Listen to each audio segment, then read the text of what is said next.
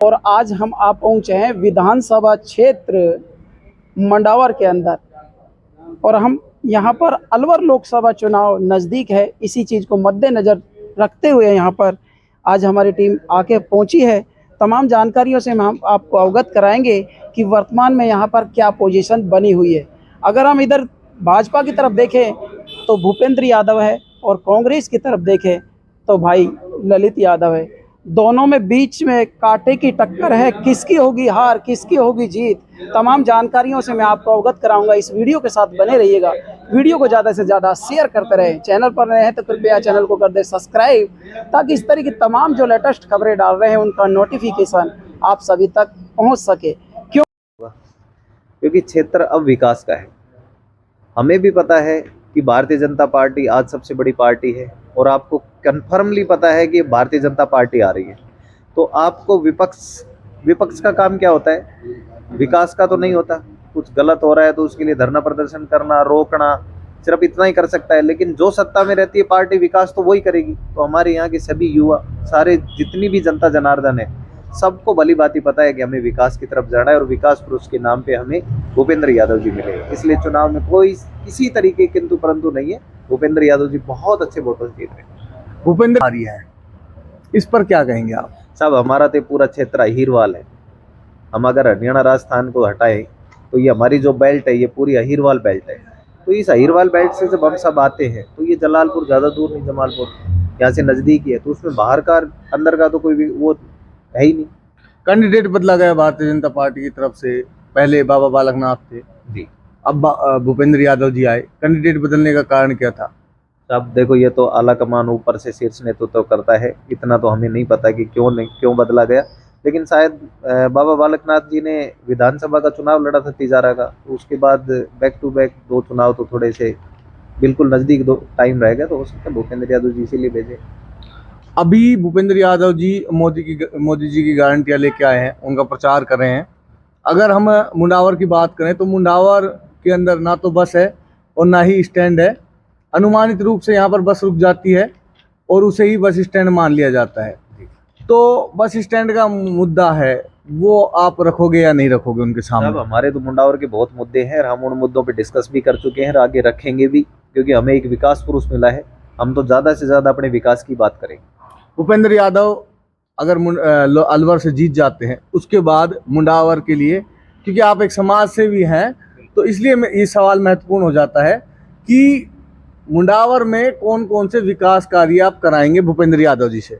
आपने अगर कहा, अगर का तो कोई लेना देना ही नहीं है साहब। 100% भूपेंद्र यादव जी जीतेंगे, और उसके बाद विकास की बात होगी। हमारे यहाँ पे सबसे ज़्यादा जो पानी का मुद्दा है, हमने भूपेंद्र यादव जी से वही बातें की थी कि साहब हमें पानी की सबसे ज़्यादा समस्या आज हमारे क्षेत्र में है। तो उन्होंने बिल्कुल श्योरिटी के साथ हमें कहा है कि आपके यहाँ पानी जरूर आएगा। और भी जैसे विकास की, सड़क की बातें हैं, आपने अभी बस स्टैंड की बातें की, रेलवे से रिलेटेड भी बातें की, जितनी भी बड़ी विकास की बातें हैं वो सारी की सारी भूपेंद्र यादव जी के सामने हम रखेंगे। और हमें पूर्ण विश्वास है कि हमारा नेता सारी चीज़ें हमें पूरी करके देंगे। हम मुंडावर के सबसे नज़दीक रेलवे स्टेशन की बात करें तो हरसोली आता है, और उसके बाद खानपुर और खैरतल आता है। अगर हम दोनों ही रेलवे स्टेशन की बात करें तो यहाँ 3 फाटक पड़ती है। एक खानपुर फाटक, दूसरी हरसोली फाटक, और तीसरी हम बात करें तो किरवारी फाटक। ऐसे में बाबा बालकनाथ लोकसभा से प्रत्याशी थे, पिछली बार जीत भी गए, सांसद भी बन गए। उन्होंने तीनों ही जगह पुल नहीं बनवाए। क्या भूपेंद्र यादव जी अब की बार इन तीनों ही पुलों का निर्माण करा पाएंगे? साहब, मैं आपको छोटी से कह रहा हूँ कि हमें इतना बड़ा नेता मिला है, इतना बड़ा नेता मिला है कि ये तो उनके लिए छोटे छोटे काम है, और ये पक्का श्योरिटी से होंगे। एक और बात है कि हरसोली के अंदर और खानपुर के अंदर ट्रेनों का बहुत ही कम ठहराव है। अगर हम बात करें तो सुबह या शाम 1 या 2 ट्रेनें रुकती है। ऐसे में मुंडावर के अगर बिल्कुल नज़दीक बात करें तो हरसोली रेलवे स्टेशन आता है। तो हरसोली रेलवे स्टेशन पर किन किन ट्रेनों का ठहराव होना चाहिए आपके हिसाब से? साहब, मेरे हिसाब से तो सभी ट्रेनों का, देखो हर ट्रेन का हम हर जगह ठहराव तो नहीं करा सकते, फिर वो एक्सप्रेस ही कैसे रहेगी, क्योंकि समय कम लगे इसीलिए लोग एक्सप्रेस में बैठना पसंद करते हैं। लेकिन ये छोटी है कि खैरतल का तो अभी बहुत बड़ा विकास हो रहा है। हमारा जिला भी बन गया है, और जिले के बाद आपने देखा भी हो, अगर आप उधर गए होंगे तो खैरतल रेलवे स्टेशन का बहुत अच्छा काम चल रहा है। अभी फिलहाल नवीनीकरण हो रहा है, तो पक्का वहाँ पे मेरे हिसाब से सुविधाएं तो बढ़ेगी। अगर हम बात करें भारतीय जनता पार्टी अब की बार किन मुद्दों के ऊपर चुनाव लड़ रही है? मोदी जी की गारंटी। ऐसा क्यों है कि मोदी जी के ऊपर ही चुनाव लड़ा जा रहा है? भूपेंद्र यादव जी भी अच्छे प्रत्याशी हैं। उनके काम की अगर बात करें तो मुंडावर के अंदर खानपुर गांव है जो उन्होंने गोद लिया था। अगर हम बात करें किशनगढ़ विधानसभा की तो वहां भी जोड़िया गांव है, उन्होंने गोद लिया था। इन चीजों की चर्चा क्यों नहीं हो पा रही जो कि उनके द्वारा किए गए कार्य हैं? मोदी जी की गारंटी ही क्यों? साहब मैं तो गांव का आदमी हूँ और आपको भली बात ही पता है कि मैं यहीं से मैनपुर बाग गांव से, मैंने बचपन से एक चीज तो सुनी है, जिस घर का भी संगठन उसी का मजबूत होता है जिसमें अच्छा मुखिया हो। इसलिए हमारी भारतीय जनता पार्टी की एक अच्छी पहचान है कि हमें एक अच्छा मुखिया के रूप में नरेंद्र मोदी जी मिले हैं और हम नरेंद्र मोदी जी की जो गारंटी है उसी के ऊपर हम काम करेंगे। वोटरों को गारंटी पे विश्वास है और आदरणीय भूपेंद्र यादव जी ने मंच से कई बार कहा है कि मोदी जी की गारंटी में ज्ञान आता है और उस ज्ञान के ऊपर ही पूरा काम हो रहा है और हमें कहीं कोई तकलीफ नहीं आ रही। मैं तो आपको, आपने जब कहा था शायद, तब भी मैंने आपको कहा था कि पूर्ण रूप से भारतीय जनता पार्टी जीतेगी। मुंडावर अब बहुत आराम से बात पाएगी क्योंकि हमारे यहाँ लोकल लोगों के अंदर मैं जा रहा हूँ, लोगों का जनमानस भी देख रहा हूँ, सब लोग यही कह रहे हैं कि हमने पिछली बार उनको पूर्ण रूप से समर्थन देके जब हमने एक विधायक बनाया, अगर वो विकास की ही सोचते तो विधायक बढ़ के भी वो विकास करा सकते थे। उन्होंने अभी 6 महीने भी पूरे नहीं हुए, उन्होंने दूसरा चुनाव लड़ लिया, तो लोगों में तो फिर वो चुनाव वोट ही देते रहेंगे उनको। उनसे जो एक्सपेक्टेशन थी वो कब पूर्ण होगी लोगों की? इसलिए सभी का जनमानस बिल्कुल क्लियर है कि अब की बार भूपेंद्र यादव जी को जिताएंगे और भारतीय जनता पार्टी की इतने बड़े शीर्ष नेतृत्व का नेता हमारे पास इतना बड़ा आया है, उससे बड़ा हमारे यहाँ कोई क्षेत्र में विकास भी नहीं करा सकता। मुंडावर तो लोकसभा के क्षेत्र में जो राष्ट्रीय लेवल की जो चीजें हैं जो सेंटर से आने वाली है उसमें सुनिश्चित श्री भूपेंद्र यादव जी से कहा। तो ये थे मेरे सामने आएंगे। सर्वप्रथम तो आपके चैनल को बधाई और धन्यवाद कि आप हमारी बात को जानने और सुनने के लिए यहाँ पहुँचे हैं। मुंडावर विधानसभा नहीं, पूरे लोकसभा में यादव समाज का कोई वोट डिवाइड नहीं होगा। ये चुनाव जातिवाद का न होकर विकास को लेकर चुनाव है, जातिवाद का कहीं कोई चुनाव नहीं है। ऐसा तो नहीं है कि दो यादव खड़े हैं और भी इससे फजल निकल जाए आगे? नहीं, ऐसी कोई स्थिति नहीं। पूरा जिला विकास की तरफ देख रहा है। राजस्थान में सरकार बीजेपी की है, सेंटर में सरकार बीजेपी की है और आ रही है, इसलिए हर एक आदमी विकास की तरफ देखना चाहता है। और इतने बड़े कद का नेता, प्रथम बार अलवर जिले को, हमारा सौभाग्य अलवर जिले का कि प्रथम बार इतने बड़े एक स्तर का नेता हमको मिला है जिनके की 202% अपना आप में गारंटी है कि उनके चुनाव जीतने के बाद अलवर में विकास की धाराएं बहेंगी। जिन्होंने ESIC का हॉस्पिटल अभी 1000 करोड़ का शुरू कराया, ESIC का जोनल सब वो ऑफिस अलवर में खुलवाया, अभी भी माननीय भूपेंद्र जी ने काफ़ी विकास के कार्य कराए हैं। राज्यसभा से लगभग 20 करोड़ से ऊपर के विकास के कार्य उन्होंने अभी लगभग हमारी 4 से 5 विधानसभाओं में कराए। ये हमारा दुर्भाग्य रहा है कि हमारा विधायक जब यहाँ जीतता है तो सरकार एंटी कॉम आती है। पिछली बार माननीय विधायक मंत्री धर्मपाल चौधरी जी थे तो सरकार कांग्रेस की थी, अब माननीय ललित यादव जी हैं तो सरकार बीजेपी की है। लेकिन प्रथम बार एक वोट में 2 कैंडिडेट का निर्वाचन करने का, हमको प्रतिनिधित्व मिलने का हमको गारंटी मिल रही है कि माननीय भूपेंद्र जी जीतेंगे तो ये निश्चित तौर पर मानने की पूरे जिले का प्रतिनिधित्व करेंगे ही करेंगे।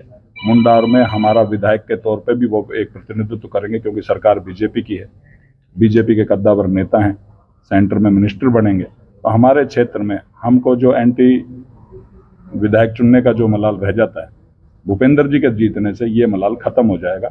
हम एक वोट देंगे लेकिन हम 2 जनप्रतिनिधि अपना चुनाव चुनेंगे इस चुनाव में। पिछली बार भी तो बाबा बालकनाथ थे ना, फिर कहाँ चूक हो गई? मुंडावर का बस स्टैंड तो पिछली बार बाबा बालकनाथ भी बनवा सकते थे।